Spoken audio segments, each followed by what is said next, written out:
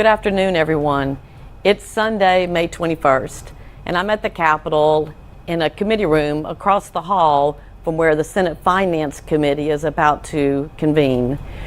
We are in the process of interviewing all of the department heads to talk about their budget needs for the upcoming fiscal year.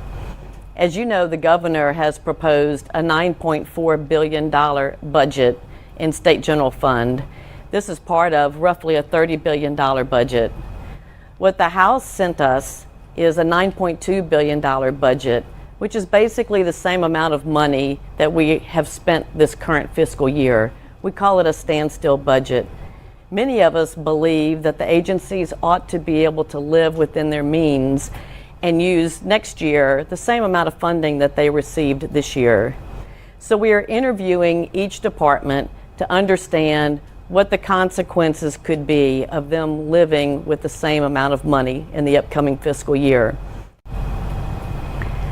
Today we will be interviewing the Department of Corrections and learning about the programs that they would like to reinvest our dollars in from the criminal justice reform work. Part of my objective today is to make sure that the programs that we are investing in the area of criminal justice are evidence-based programs with predictable results. As you know, I sponsored an evidence-based budget bill, Senate Bill 187, that establishes a process by which all programs would be evaluated as to whether or not they're evidence-based or not.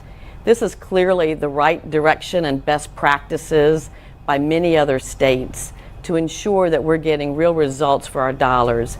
And I plan to bring that kind of logic to the discussion so that we can move our expense decisions in a more positive direction and can get more bang for our buck out of the dollars that we're investing. In other news this week at the Capitol, we will be voting in the Senate on fees that would standardize Uber and Lyft fees across parish boundaries. We will be debating whether companies like Tesla have the ability to do work in Louisiana. The death penalty was decided this past week in the House, and we will continue to have the death penalty in Louisiana. That bill was defeated. Many of you wrote about the monuments bill, and as you know, that bill passed the House. It has been referred to a Senate committee where the expectation is that it probably will not move forward. The gasoline tax will be debated in the House this week. It's a 17-cent tax that will be indexed for inflation and will allow us to do much of the infrastructure work that we need to have done. That particular issue is very controversial and will be a little bit of a heavy lift for many constituents in my district because we still didn't get any of the infrastructure improvements that we were promised in the last gasoline tax. So I'll be watching that tax proposal with much interest. And of course, there's always the STEM work that I've been doing. My bill has moved on now to House Education, where it will be heard this week.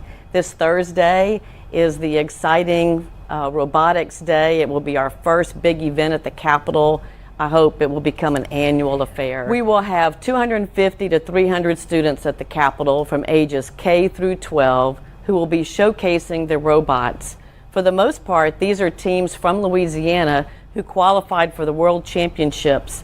And let me tell you, they're doing some extraordinary things. The event is free. It's this Thursday at the Capitol Welcome Center from 8 to 6. We'll have food trucks on site from 11 to 1 and a program that you won't want to miss. So everyone's welcome. I hope to see you there. It's going to be a great week at the Capitol. Thank you for your input. Thank you for your prayers. And I look forward to seeing you back in the district.